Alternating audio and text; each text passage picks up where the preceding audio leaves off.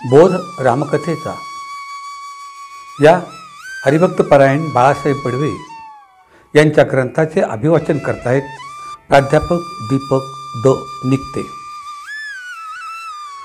श्रीमद भागवत आणि रामायण यांच्यातला महत्त्वाचा फरक म्हणजे भगवान व्यास महर्षींनी भागवताची श्लोकरचना केली, याला संहिता म्हणतात. त्यावर भाष्य केले. पण महर्षी वाल्मिकांनी लिहिलेल्या रामकथेशिवाय अन्य संतांनी महात्म्यांनी आपापल्या भाषेत प्राचीन काळापासून रामायण कथा लिहिल्या आहेत. भक्तवत्सल शांतीब्रह्म संत एकनाथ महाराजांनी अवीट गोडीत भावार्थ रामायण लिहिले आहे. गोस्वामी तुलसीदासजींनी रामचरित मानस रामकथा हिंदीत लिहिली आहे. बंगालमध्ये कृतिवाद रामायण प्रचलित आहे. कंब रामायण तामिळ भाषेत प्रचलित आहे. तिरुअनंतपुरममध्ये सत्यानंद स्वामी होते. त्यांच्याजवळ प्राचीन रामकथा ग्रंथ उपलब्ध होता.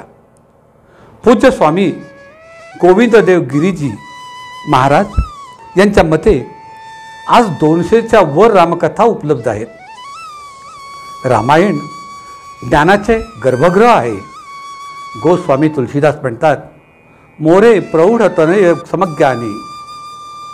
याचा अर्थ असा, ज्ञानी हा माझा मोठा मुलगा आहे, तर भक्त हे माझे लहान बालक आहे.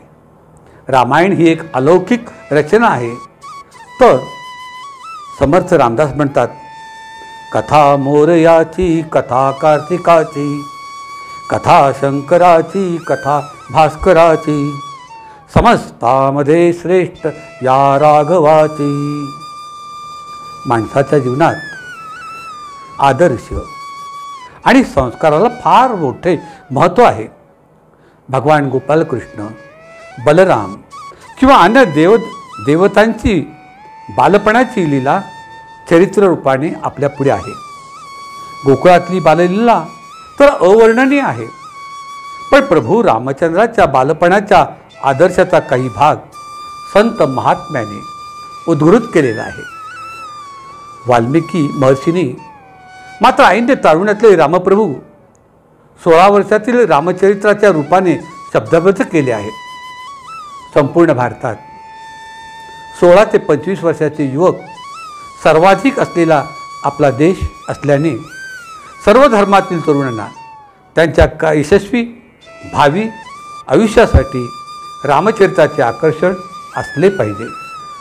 नीतिमान, धर्मप्रवण व पुरुषार्थी देश म्हणून खऱ्या अर्थाने हा देश विश्वगुरू किंवा महासत्ताक बनवायचा असेल तर तरुणांनी रामकथेचे चिंतन श्रवण केले पाहिजे. कारण रामरक्षात म्हटल्याप्रमाणे चरितम रघुनाथस्य शतकोटी प्रविष्टप्र. अत्यंत मधुर असे चरित्र शतकोटी प्रविष्टप्र म्हणजे विशाल आहे. प्रभू रामचंद्राचा अवतार हा रावण वधासाठी झाला एवढ्यावरच हे कारण थांबत नाही, तर समाजातील दुष्ट विचारांचा नाश करून सदाचारी संपन्न समाज निर्माण व्हावा यासाठी प्रभूने मानवी देह धारण केला आहे. रावणवधानंतर सर्व देवतांनी प्रभूंवर स्तुतिस्तुमने गायली. तेव्हा सर्व देवतांना मानवी रूप धारण केलेल्या रामाने सांगितले, उपात्मानं मानुषं मन्ये रामं दशरथात्मजं. वाल्मिकी रामायणाचा आधार आहे. तुम्ही काय म्हणता याच्याशी माझी काही देणी घेणी नाही. मी राजा दशरथाचा पुत्र आहे एवढेच मला माहीत आहे. देवत्व विसरून मानवी प्रवृत्तीचे विलक्षण आत्मकथन तरुणांपुढे आदर्श ठेवणारे आहे.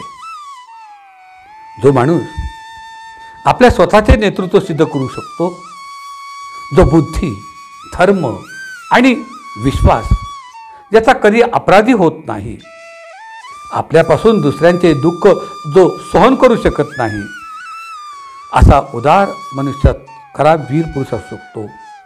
राजा दशरथ अशा प्रकारचा महान योद्धा आणि वीर होता. प्रभू राम हे सूर्यवंशीय आहेत. भगवान सूर्यापासून ते प्रभू रामांपर्यंत 61 वंश झाले असे वाल्मिकी म्हणतात. सूर्यपुत्र वैवस्वत, इक्ष्वाकू, त्याचा वंश विकोक्षी, पुरंजय, अनेना, पृथ, विश्वरंध्री, चंद्र, युवानश्व वगैरे 60व्या वंशाचा राजा दशरथ होता. 61वा वंशज प्रभू रामचंद्र आहेत. तो धर्मज्ञान व अधर्माचरणात ज्ञानी होता. त्याचा स्वभाव दयाशील असल्याने त्याची प्रजासुद्धा दशरथावर मनापासून प्रेम करत होती. त्याला 3 राण्या होत्या, ज्या त्याच्या दैनंदिन जीवनाशी अत्यंत निगडीत होत्या. त्यांचे हे नाते सवतीच्या पलीकडचे होते. परस्परात आदर होता. दशरथास अन्य 350 राण्या होत्या असे वर्णन आलेले आहे. कोसल देशचा राजा भानुमंत हा धार्मिक होता. दशरथासारख्या पराक्रमी असलेल्या राजपुत्राला आपला जावई करून घ्यावे असे त्याला वाटत असे. प्राथमिक बोलणी झाली, दाखवणीचा कार्यक्रम झाला. चहा, पोहे, बत्ताशाचा पुडा, खड नारळणे, ओटी फरणे वगैरे कार्यक्रम झाले आणि भानुमंताने दशरथाला शोभेल असा वैभव संपन्न विवाह सोहळा केला. तिची अयोध्येत पाठवणी करताना भानुमंताने कौशल्येला 11,000 गावे व 11,000 सेविका दास्य आंदण म्हणून दिल्या. दशरथ राजा पराक्रमी होता म्हणून कैकेय देशाचा राजा अश्वपती याने आपली मुलगी कैकेयी त्याला दिली. कैकेयी हुशार होती, कर्तव्यदक्ष होती, दिसायला स्वरूपवान होती. तिला शांता नावाची एक कन्या झाली होती. त्यानंतर मात्र दशरथाच्या राण्यांना एकही अपत्य झाले नाही.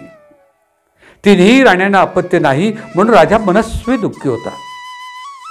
पराक्रमी पण औदासीन्य पदरी झालेल्या दशरथाला एके दिवशी जाबाली ऋषी भेटले. त्यांच्याजवळ ही खंत त्यांनी बोलून दाखवली. जाबाली प्रखर ज्ञानी होते. ते राजाला म्हणाले, राजन, तुला पुत्रप्राप्तीचा योग आहे, पण तुझी शांता नावाची कन्यादानात एखाद्याला दे, म्हणजे तुला निश्चितच पुत्रप्राप्ती होईल. याचे ऐतिहासिक सत्य सांगताना जाबाली ऋषी दशरथाला सांगतात, कुशिक वंशातील गाधी राजा त्याला अपत्य होत नव्हते. राजकलश सांभाळायला पुत्र व्हावा म्हणून त्याने आपली कन्या सत्यवती हिला रुचिक ऋषीला कन्यादान दिले आणि तिच्याच पोटी विश्वामित्र नावाचा पुत्र झाला. हे सत्य ऐकून राजा दशरथाने आपली कन्या शांता कश्यप पुत्र विमांडक त्यांचा पुत्र ऋष्यशृंग याला दिली. हे कन्यादान झाल्यानंतर मुलगी जावई यांच्याकडून दशरथाने ज्ञानी पुरोहितांकडून पुत्र कामेष्ठी यज्ञ केला. श्रद्धेने केलेल्या यज्ञाची सांगता झाली. शेवटी साक्षात यज्ञदेव म्हणजे अग्निदेवता यज्ञकुंडातून पायस पात्र घेऊन वर आली व तो कुंभ ऋष्यशृंगाच्या हाती दिला. पुरोहिताच्या आज्ञेने, सूचनेने, मार्गदर्शनाने दशरथाच्या 3ही राण्यांना हा प्रसाद प्राशन करण्यास सांगितले. काही दिवसांनी कौशल्या, सुमित्रा व कैकेयी यांना गर्भधारणा झाली. सुमित्रा ही मगध देशाच्या राजाची कन्या. त्यांनी योजना केलेल्या मुलीच्या स्वयंवरात ही दशरथाने वरली होती. हे वृत्त 3ही राण्यांच्या माहेरी पोचले आणि आनंदाचे भरते सर्वांच्या घरी फुलत केले. शांता ही दशरथाची कन्या होती. याला पद्मपुराणातील उत्तराखंडातील अध्याय 24 तसेच हरिवंश पुराणातील एका अध्यायात याचा आधार आपल्याला मिळतो. जय श्रीराम.